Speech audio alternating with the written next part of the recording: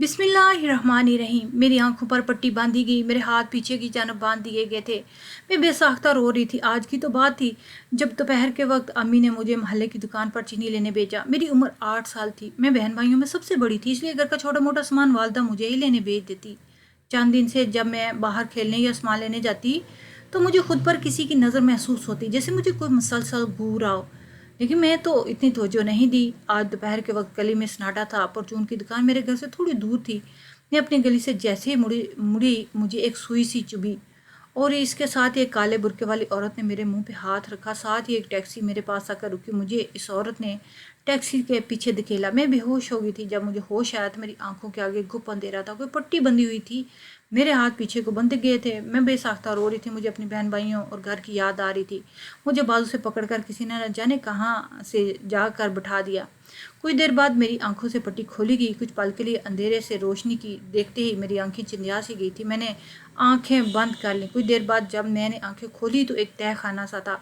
वहाँ मुझ जैसी और भी बहुत सारी लड़कियां डरी सहमी सी दीवार के साथ लगी बैठी थी। कोई रो रही थी, कोई दबकर दीवार के साथ चिपकी बैठी थी। एक दो हैकल शख्स, ये लंबा चौड़ा सा, बड़ी खतरनाक आंखों से मुझे देखकर गुस्से से फनकार का बोला, कहने लगा, चुपचाप यहाँ बैठ जाओ, और ज़रा भी शोर शराबा किया तो हाथ काट दूंगा तुम्हारे। उसने अपनी खूनखार आंखों से मेरी आंखों को गाड़ते हुए कहा। मैं बुरी तरह घबरा गई। मैं 8-9 साल की तो थी कि बच्चों के हाथ पांव काट कर भीख मंगवाई जाती। मेरा डर जाना तो फितरी सी बात थी। मैं एक लड़की के साथ जाकर बैठ गई। वो अपनी सिस्कियों को दबाए बैठी थी। मेरी अम्मी मुझे शिद्दत से याद आ रही थी। वहाँ जिन्होंने मुझ पर कभी हाथ तक ना उठाया था। मुझसे छोटे बस 2 भाई थे, इसलिए अम्मी और अबू मुझसे बहुत प्यार करते थे। गोरी रंगों तो सुनहरी बालों की थी, इसलिए अबू मुझे गुड़िया कह के पुकारते। तहखाने में बस एक ही बल्ब लगा हुआ था, जिसकी पीली रोशनी इस बड़े से हाल को रोशन करने के लिए नाकाफी थी। मेरी ही उम्र की 10-12 लड़कियां डरी सहमी सी बैठी थीं। कुछ देर बाद एक औरत अंदर आई। वो भी इस शख्स की तरह बड़ी जिसामत की मालिक थी। चेहरे पर सख्ती थी। इस औरत की गोल गोल फटी हुई आंखें चील की तेजी पर थीं। इसने सब लड़कियों को तेज नज़र डालकर देखा और बड़े करख्त अंदाज में बोली। वो हम सब से कहने लगी कि आज के बाद तुम लोग मुझे अम्मा कहोगे और मेरी किसी बात को माने से इनकार भी नहीं करोगे, वरना मैं बहुत बुरी किस्म की औरत हूँ। हम सब बच्चियाँ अपनी जगह सहम गई। रात को हमें पहले इस औरत ने इंजेक्शन दिया, जिसके लगने के आधे घंटे बाद हमें बेसाख्ता भूख लगने लगी। इतनी भूख कि अगर खाना ना मिलता तो शायद हम इस तय खाने में मौजूद लकड़ी कबाड़ काटना शुरू कर देती। इसके बाद हमारे सामने गोश्त से बने सालन के बड़े बड़े तसले रख दिए गए, तंदूरी रोटियों के साथ। ना जाने कैसी भूख थी कि ख़त्म होने का नाम ही नहीं ले रही थी। खाना कितना मज़ेदार था कि भूख की शिद्दत को कम करने के बजाय और ज़्यादा बढ़ा रहा था। हम सब भी खाना खा रही थी जैसे कई दिनों से भूखी थी। अजीब बात यह थी कि हमारे पेट भर चुके थे, लेकिन वो ख़त्म नहीं हो रही थी।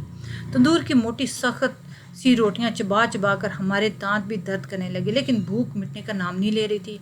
शायद हम एक एक बच्ची ने 5-5 रोटियां खा ली। खाने के बाद हमें खुद ही बेहोशी सी महसूस होने लगी। आंखों में नींद भी उतरने लगी। हम सब खाना खाते सो गए, लेकिन अगले रोज़ जो हमारे साथ किया गया वो मेरी रूह को लरजा देने वाला अमल था। कर्ब अजियत सहना किसको कहते हैं, ये इस वक्त कोई हम 8-9 साल की बच्चियों से पूछता।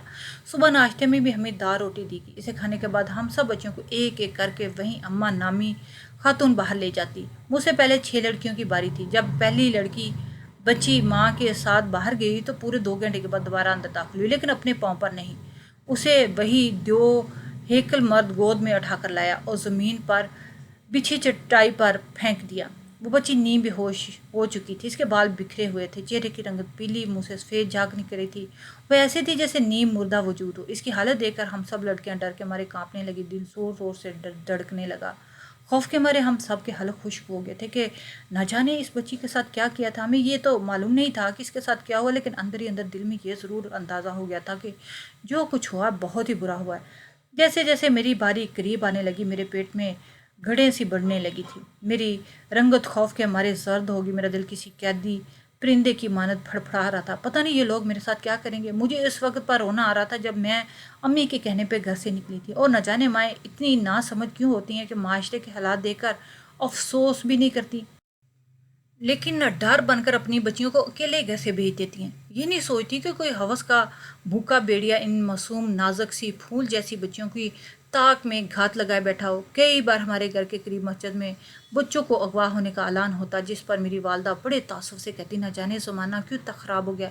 जब पता था ज़माना इतना ख़राब हो गया तो मुझे अकेले इस ज़माने की बीट क्यों चढ़ा दिया। मैं छोटी बच्ची थी, अपने सामने अपनी हम उम्र लड़कियों की गैर होती हालत देखकर बिलक बिलक कर रोने लगी। अपनी वालदा को कोसने लगी, काश कि मैं अम्मी को साफ इनकार कर देती, काश मैं दरवाजे से बाहर कदम भी न निकालती। हाय मेरी माँ, मुझे अब कौन इन भूखे बेड़ियों से बचाएगा। ये मेरा नाजुक सा वजूद इस वहशी दरिंदों की भूख कहाँ मिटा सकता था। ये इंसान नहीं, भूखे हवस के मारे कुत्ते हैं जिनकी आंखों में सूर के बाल होते हैं।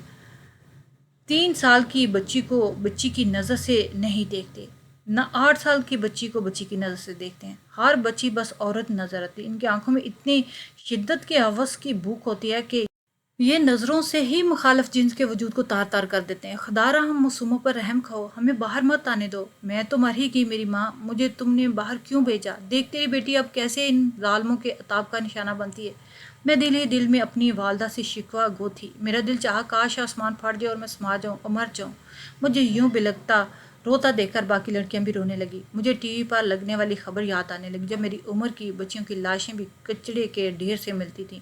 तो कभी किसी नहर के किनारे, कभी किसी बोरी में बंद, तो कभी ऐसी सफाकी देखी पाई जाती कि ऐसे हवस का निशाना बनाकर बेशुमार टुकड़ों में काट कर फेंक दिया जाता। जैसे जैसे मुझे वो सब याद आने लगा था, मेरी रूह लरसने लगी। लेकिन मेरा रोना तड़पना भी तो कुछ काम नहीं आया था। मुझे वही औरत बाल से पकड़कर चलती हुई अपने साथ ले गई। जिस कमरे में वो लेकर गई, उस कमरे में 4 मर्द पहले से मौजूद थे। एक तो वही जलाद किस्म का शख्स जो बच्चियों को गोद में उठाए तह खाने में ले जाकर चटाई पर पिटकता था। 2 मर्द और थे और चौथे डॉक्टर जैसा कोट पहनकर खड़ा था। वहाँ एक फोल्डिंग बेड भी था जो हॉस्पिटल में मौजूद होता। मुझे वो औरत इस कमरे में छोड़कर चली गई। मुझे इस दो हैकल शख्स ने पकड़ा। मैं पहले तो बहुत चलाने लगी, अब इस दो हैकल शख्स ने खुद को छुड़वाने की सही करती रही। लेकिन मेरी नन्ही सी जान मुझे कहाँ इतनी इजाज़त देती कि मैं इन जिन का मुकाबला कर सकती। इसने मेरी गाल पर जोरदार तमाचा मारा। मेरे तो साएं खता हो गए, मेरा सर पूरी तरह चकरा के रह गया। मुझे लगा किसी ने गर्म साग मेरे मुंह पर रख दी हो। इतनी शदीद जलन के जैसे मेरा रुखसार ही जल गया हो। मुझे उसने फोल्डिंग बेड पर लटा दिया। 2 मर्दों ने मेरे हाथ पाँव यूं पकड़े, मैं हरकत करने से कासर थी। इस डॉक्टर ने पहले मेरे बालों की पोनी से आज़ाद किया। मेरे चेहरे पर पड़े थप्पड़ की वजह से खून रिस रहा था। इसने रुई से वो बड़ी बेदर्दी से साफ किया। इसके बाद मेरे सर पर एक माइक्रोफोन की तरह आला था, मेरे सर पर लगाया गया। मुझे अब ये भी मालूम नहीं था कि मेरे साथ क्या किया जाने लगा, लेकिन इसके बाद मेरे दिमाग को बिजली के तरह शॉट लगने लगे। जब मेरे दिमाग पर सख्त किस्म का बिजली का करंट लगा तो मैं बिलबिला उठी। मेरा पूरा वजूद काम के रह गया। जैसे ही वो शॉट दिया जाता, मेरा पूरा वजूद बेजान सा लगने लगा, जैसे किसी ने मेरे अंदर की सारी ताकत खींच ली हो। तुम्हारा नाम क्या है? वो डॉक्टर मुझसे सवाल कर रहा था। मैं नीम गुनूदगी में अपना नाम बताने लगी। फिर मेरे कानों में ये सुना कि 2 शॉट और लगाने पर इसकी पिछली सारी याददाश्त चली जाएगी। इसके बाद मेरे दिमाग पर जो करंट के वार किए गए थे, मुझे इतना मुसम्मल कर चुके थे, मुझे कुछ भी याद नहीं था। मैं कौन थी, कहाँ से लाएगी, मेरे माँ बाप बहन भाई कौन थे, मुझे कुछ याद नहीं रहा। मेरा दिमाग बिल्कुल तारीख हो चुका था। मैं खुद भी होश से गाफिल थी। जब मुझे होश आया, मेरा जहन बिल्कुल तारीख था। कुछ समझने की कोशिश की, तब भी कुछ याद नहीं आ रहा था। मैंने नीम गुनूदगी में चंद हम उम्र बच्चियों के चेहरे देखे। मुझे ये भी याद आ रहा था कि वो बच्चियाँ कौन हैं। बस भूख लग रही थी, मैं नकाहत से महसूस कर रही थी, इसलिए मुश्किल से उठकर बैठ गई। बस सब बच्चियां ही नीम मुर्दा जिस्म से होकर बैठी हुई थीं। खाना खाकर हम फिर सो गए। चंद दिन बाद बस हमें ये याद था कि वो भारी सी वजूद वाली औरत हमारी वालदा है।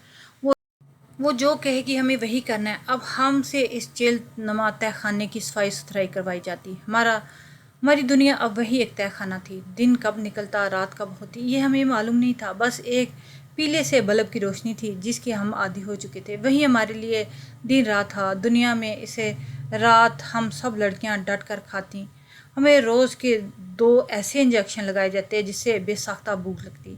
हमारे कद और जिस्म दोनों ही बढ़ने लगे थे। हम खुद को तो नहीं देख सकती थी क्योंकि आईना मौजूद नहीं था, लेकिन एक दूसरे को देखकर और अपने हाथ पाँव देखकर एहसास होने लगा कि न जाने कितने माह गुजर गए थे, कुछ याद नहीं था, ज़हन बिल्कुल खाली था। जब एक दिन हम पर ये इंकशाफ हुआ हम इस तहखाने की दुनिया से बाहर ले जाया जा रहा है।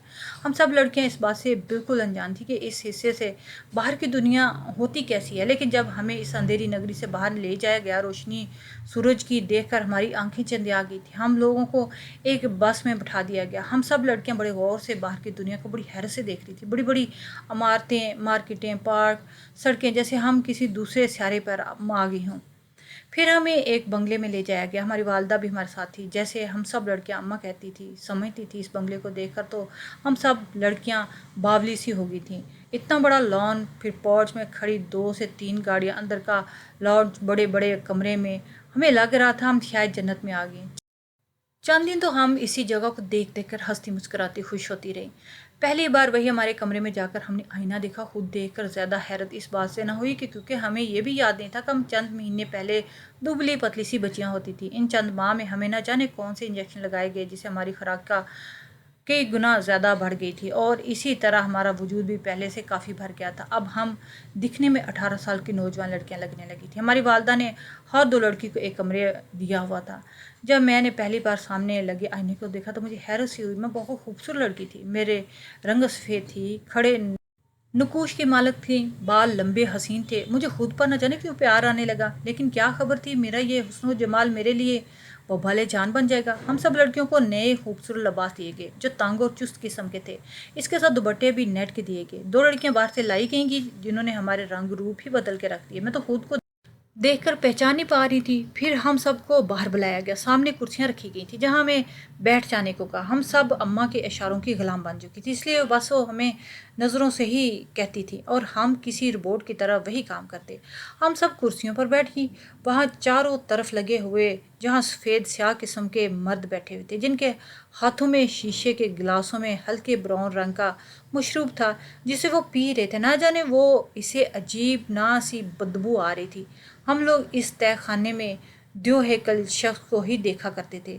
यहाँ मौजूद बहुत से मर्द को देखकर हम सब लड़कियां ही नर्वस होने लगी थी। इन मर्दों की नज़रें न जाने हमें क्यों एक उलझन का शिकार कर रही थी। मुझे तो अपने वजूद पर चूंटियां से रेंगती हुई महसूस हो रही थी। मेरा जी चाहा कि वहाँ से उठकर अपने कमरे में भाग जाऊँ। शायद ऐसी हालत वहाँ पर मौजूद सब लड़कियों की थी। मुझे एक शख्स उनमें से बड़ी अजीब नज़रों से देख रहा था।